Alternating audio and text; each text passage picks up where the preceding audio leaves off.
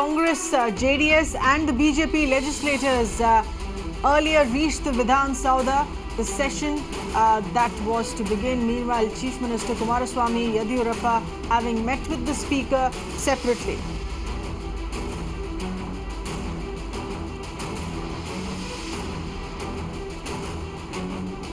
The death toll in the Solan building collapse that is now mounted to 14. Residents allege building collapsed because of structural violations.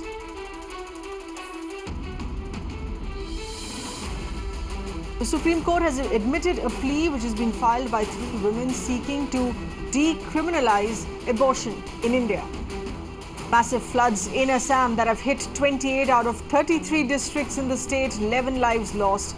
There are over 26 lakh citizens that are affected. National highway next to Kaziranga temporarily shut.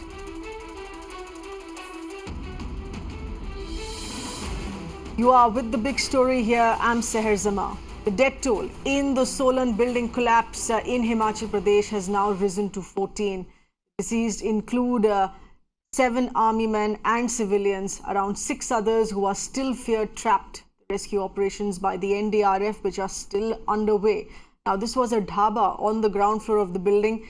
When the building collapsed, around 30 army personnel along with 12 civilians who were inside the dhaba at the time of the collapse. Now the residents allege here several structures in the area that have been built without licenses despite their complaints. The question here being, has civic apathy cost the lives of our jawans and civilians?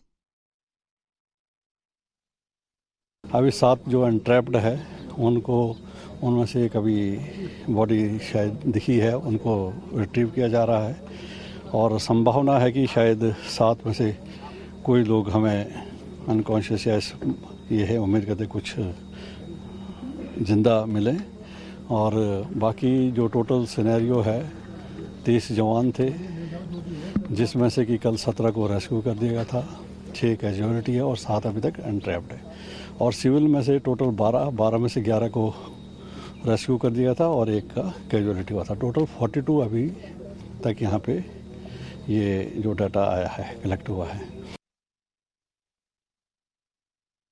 तो हमने बाहर देखा तो यहाँ पे मतलब building पूरी collapse हो गई थी, 4 मंजिला बिल्डिंग। फिर हम यहाँ से लोकलाइट्स थे काफ़ी सारे, हम गए वहाँ पे, हमने रेस्क्यू का काम किया वहाँ पे। फिर इन बिटवीन वहाँ पे आर्मी वाले थे, वो आ गए वहाँ पे, आर्मी वालों की टीम जो थी असम राइफल्स और पुलिस प्रशासन, fire brigade and all, NDRF की टीम आ गई वहाँ पे। मैं सो रही थी तो जो हमारे वर्कर है वो ऊपर थे, उन्होंने मेरे को बुलाया जल्दी से। मेरे को आवाज़ आई बहुत ही ज़्यादा तेज़ कि ये क्या हो रहा है। तो जैसे मैं ऊपर आई तो बिल्डिंग कोलैप्स हो चुकी थी और धुआं ही धुआं निकल रहा था। बहुत बुरा हुआ और इसमें काफ़ी सारे लोग थे, अराउंड 35 या 40 के अराउंड होंगे। Some of the eyewitness accounts there, but the Himachal Pradesh Chief Minister Jairam Thakur having visited the collapse site, taking stock of the situation, he has also ordered a magisterial probe, an FIR that has been registered against the building owner. अभी rescue operation चला है और NDRF की team जो है पूरी जोर से इस रेस्क्यू ऑपरेशन में काम कर रही है।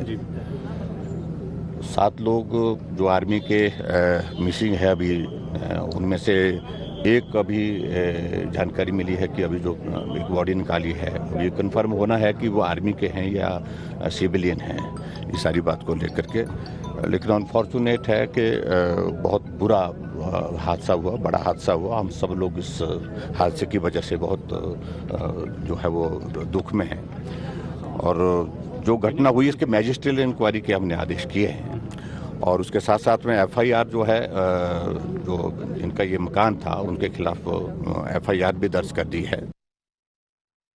The Chief Minister there, of course, saying that an inquiry that has been ordered because there are reports. This is, of course, with respect to eyewitness accounts here and what people have been saying, that there have been several violations, structural quality there, which wasn't there because of this collapse. We're going to be getting in more resident voices here on this. Let's get in some quick inputs on the current situation right there on ground zero.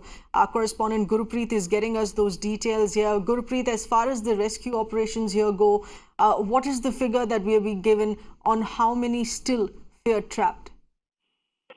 Well, that as per the official information from the spot, we are reporting from the spot, it is confirmed that 14 people, 14 bodies have been recovered from the debris, and now the local administration says that 13 are from army officers and one is civilian. That is a woman that who is the owner of the building that who had died in this case.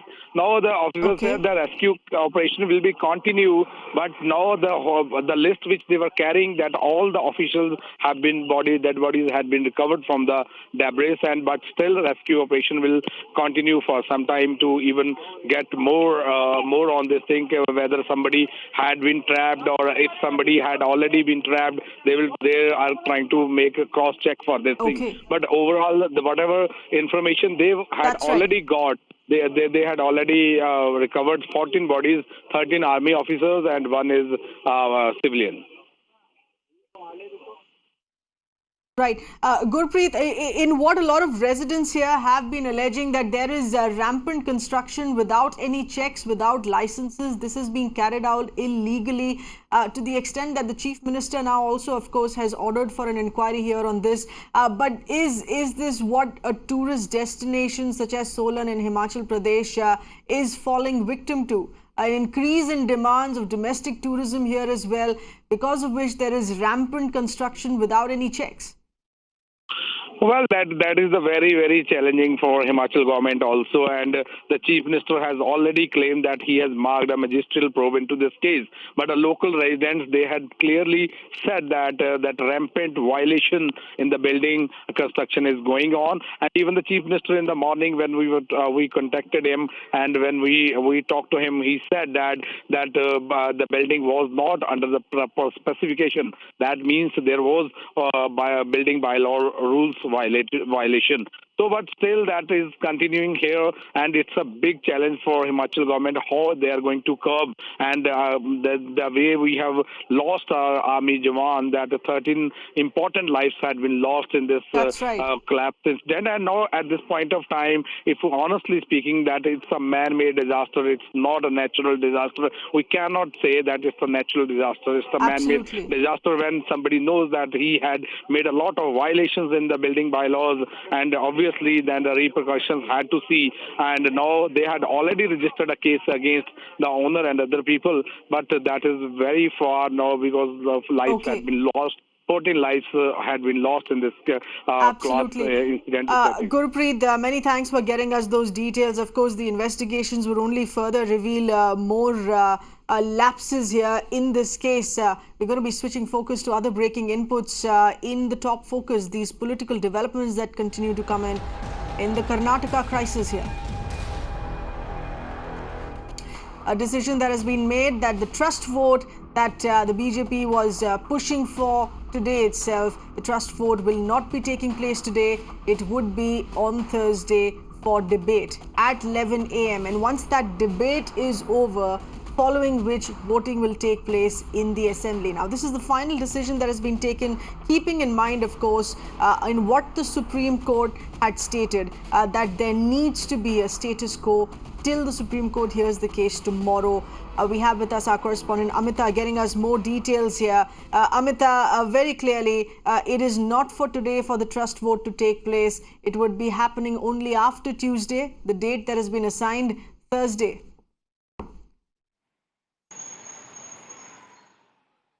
Well, this was expected, of course, considering the Supreme Court hearing is going to happen tomorrow, and that is what the Speaker highlighted on when the BJP, pushed for the trust vote to happen today itself. But now a date has been fixed, and what we're hearing is that the BJP, Congress-JDS, all of them are on board with this particular date. It's on the July 18th, and at 11 o'clock, where discussion on the trust vote will happen, and post that voting is going to take place. But it seems like all the parties now are on board with the date. At least the date has been fixed, and the trust vote is only going to happen after the Supreme Court verdict. That's going to take place tomorrow. We also heard Siddaramaiah, Chief of Congress, come out and speak to the media a little while ago, say that this is only happening because of the Supreme Court verdict that's going to happen tomorrow, and that's something the Speaker highlighted as well. And hence they, decided on Thursday as the date for the discussion. That's right. Undoubtedly, this is now expected to stretch through the week. So we're looking at another week of uncertainty there. Stay with us, Amita. Let's also get in views here from our panelists this afternoon, Mr. Rajesh Sundaram, senior journalist, also Mr. Peter Sampson, activist with us. Appreciate you being with us, gentlemen. First to you, Mr. Peter Sampson. This is very similar to what we have continuously been discussing in the midst of this Karnataka political crisis here, politically motivated and orchestrated, and it continues to be status quo as far as the issue of governance here is concerned. There are various important decisions to be taken here, particularly given the fact that this is a budget session for the states that we're looking at. None of those important decisions have been taken. Yes, looking at the scenario in Karnataka today, it's a very shameful act by these politicians where you see it's totally mockery of the democracy, and these people have not respected the mandate of people. They have forgotten that people have elected them for a better governance, not for themselves, and the selfish people today, they're only looking into power and money. Past 14 months after the assembly election, the government is formed. There's no development work, or there's nothing is done in Karnataka other than that. The opposition is trying to pull this ruling government and form the government, and the government which is ruling are infighting among themselves for power and money. And the major today fear for the city, Bangalore, is today we are already heading monsoon, and last year's experience which we had in monsoon and this monsoon, still we are not ready for it. So they have left the state, left everything in an urge and a fearful state. Now, in this monsoon, what's going to happen, we don't know. Right. Mr. Rajesh Sundaram, this is expected to play out now, following which whatever the Supreme Court decides tomorrow, and if the trust vote that takes place further on Thursday, we're looking at another full week lost in this mayhem, in this crisis, that there are going to be no allocations, no decisions taken as far as running the state, running the government there is concerned.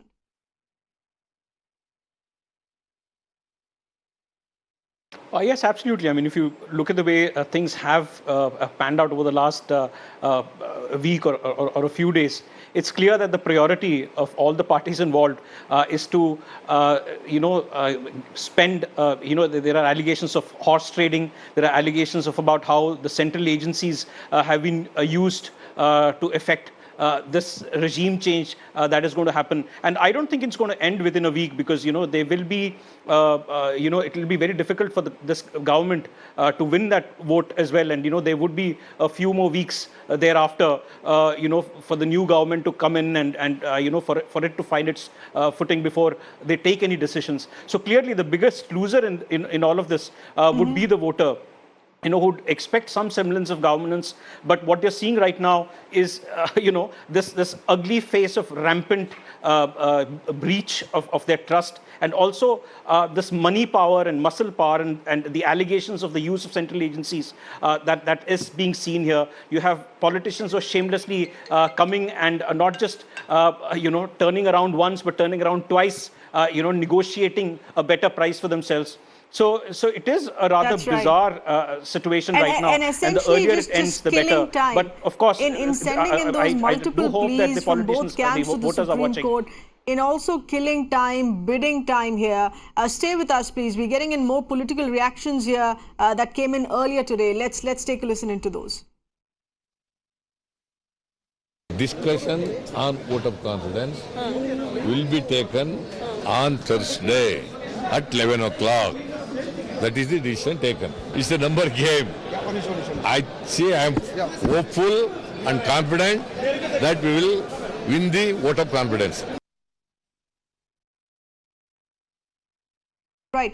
Mr. Peter Sampson, do you think that this is also a question of just killing time to see which way it sways, the 10 rebel MLAs, on which way they eventually decide, even after having made the resignations clear? Is there a possibility that they would bounce back? Both camps here only wanting to kill time and posturing. We've just seen posturing taking place here today in asking for that trust vote, in asking for that floor test to take place, knowing fully well that cannot be done till tomorrow, because there cannot be a Supreme Court instruction that can be violated to have that floor test today before the Supreme Court decides? Yes, these people are only trying to push their time, and they're only fighting because they are only selfish people and the betrayers of this state who are waiting only for money and power. They just want money and power. They're just waiting who will give them money and who will give them power and want to jump over there. These people are least interested in the governance of Karnataka and to serve these people. They're only for trading. And such people should not be, my thing is seriously, such people should not be elected, and they should be suspended from the party and the political district.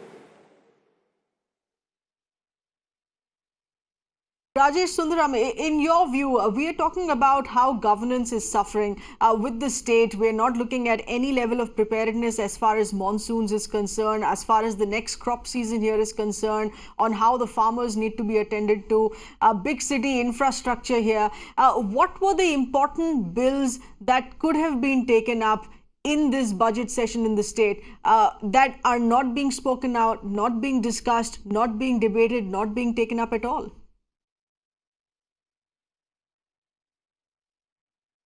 Well, if you see, right from the time this government was formed, it's just been a cat and mouse game, with wave after wave of this operation, a so-called Operation Kamala. So there has been no governance, no legislative business, or very little legislative business that has gone through.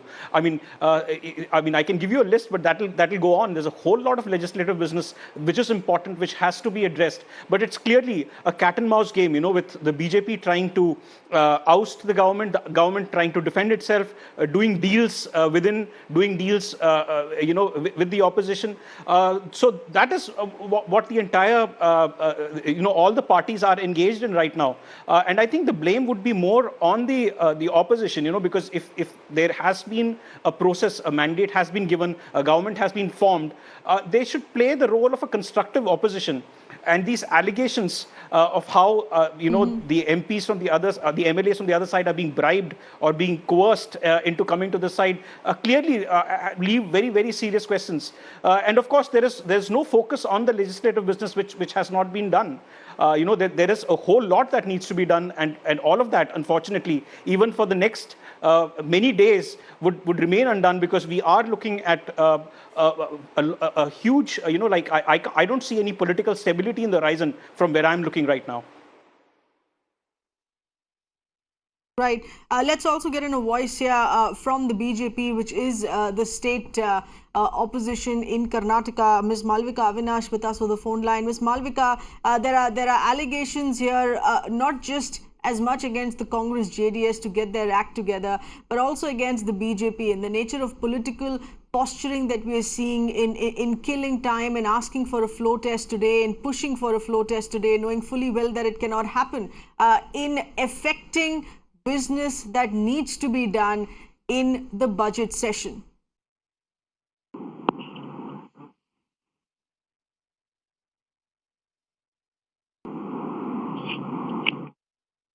Ms. Malvika Avinash, that question for you, please. I didn't hear a part of because I think there's some issue with the signal. Killing time, I really don't buy, because the BJP has been insisting on an immediate protest because the government has lost confidence, and therefore it's only right that the government be put to vote. What business can you have when all the ministers have resigned? What discussion can you have? Who's going to answer? Can you tell me? The BJP insisted that we have it today. But basis on what the Supreme Court said, can the BJP continue to push the Speaker to accelerate that trust vote? No decisions can be taken at least till Tuesday. You see, the Speaker accepting the resignations or not accepting the resignations has nothing to do with the fact that 18 MLAs today have not come to the assembly, one, and therefore the government has effectively lost its trust. Number two, what business can you have in the House? Can you have any discussion or debate when all the ministers of the Congress party have claimed that they have resigned Tell me who is going to answer, who is going to take the responsibility of addressing issues of people. So the House cannot function, Right. which is why the BJP is asking for the trust vote. Can you tell me where you are missing which logic and reason? Ms. Malvika, do you see another week wasted with no work done till the trust vote happens on Thursday, which is the assigned date so far? I can tell you one thing. This government has been in a limbo for quite some time now. The chief minister went away to the USA almost 20 days ago. And there onwards, nothing has been functioning. And even before that, on a daily basis, he made the Congress party's interference as well as non-cooperation and crores.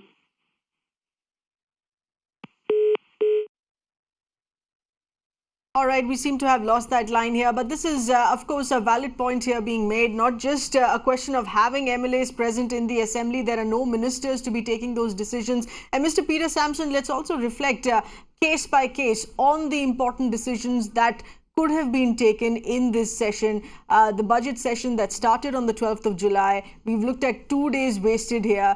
They would continue being wasted till the trust vote on Thursday, following which there would be more politics here.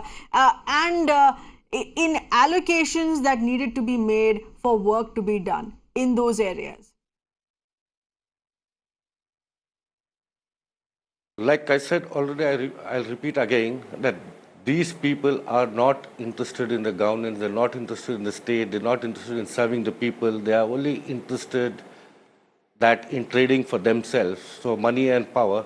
They know that a lot of important decision has to be taken for the benefit of the state.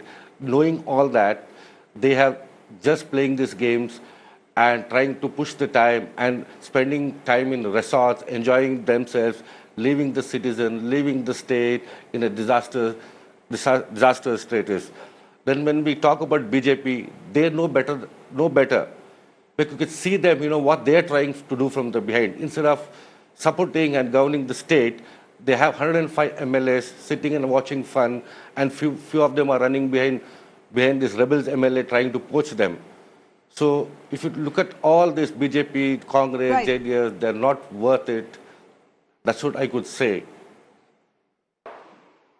That's right. We're going to get in those specifics here. Our correspondent Amita, just outside the Vidhan Sauda here. Amita, in what was listed for discussion in this budget session, but none of that is taking place. In what the people of Karnataka are losing out.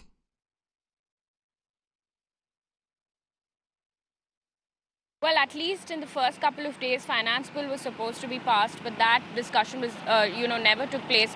On Friday, post that there was discussion about trust vote, and today in the business advisory committee meeting, they did decide that it's going to take place on 18th of July. So that discussion, it seems like it's still on hold. The session, we understand, is yet to begin at this point, despite an hour's delay now because of this meeting. The session has not yet begun. So, of course, there is going to be delay as far as these issues are concerned, and the finance bill, which the government was, was going to pass on the first day itself. But currently, the session is not on yet. Right. That's right. And the other top areas, Amita, as far as other aspects of governance here is concerned, in monsoon preparedness, in farm loan waivers, which are to continue, in fresher decisions for the agricultural sector that needed to be taken, all of that is being impacted with this.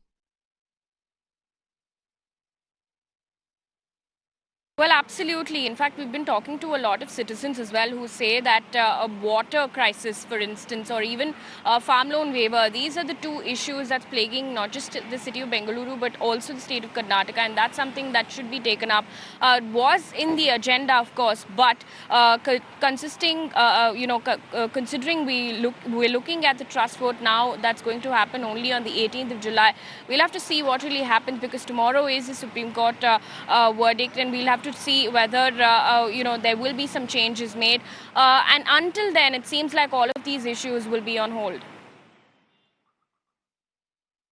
That's right. And with all of this being put on hold, that one final decision that we're expecting from the Supreme Court to come in tomorrow, but it's not as if it's going to be ending. We're not looking at the issue settled there tomorrow, Amita. There is a trust vote date that has been assigned 2 days later on Thursday as well, following which there would be more political posturing and number crunching.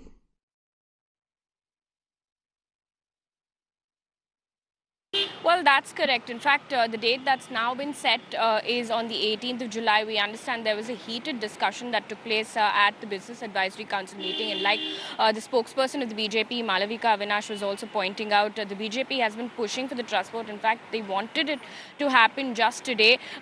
Both the parties here, the Congress-JDS alliance and the BJP, all of them saying that they're extremely confident with the numbers. We've also heard not just Siddaramaiah, but also Chief Minister Kumaraswamy say that they're extremely confident that they will be getting those numbers and that they have nothing to worry about. So it's going to be interesting to see what really happens, whether the rebel MLAs will continue to, be holed up in the city of Mumbai. What happens to the other MLAs here in the city of Bengaluru who were showing, having discussions with both Congress and the BJP. So all of that we'll really know only in the next couple of days. Absolutely. This is something that has stretched far too long. Amita, appreciate you getting us those inputs here. Many thanks to our panelists for being with us this evening here, this afternoon here as well. But at the end of the day, it is a question of giving more time. We would be looking at more days wasted in further fixing, so to say, as far as where the numbers lie here, and to look at what the Supreme Court decides tomorrow, following which where the MLAs choose to go further. It is very clearly yet another week wasted here in this number crunching, in this political posturing and governance that continues to suffer in the state of Karnataka. Thank you for being with us.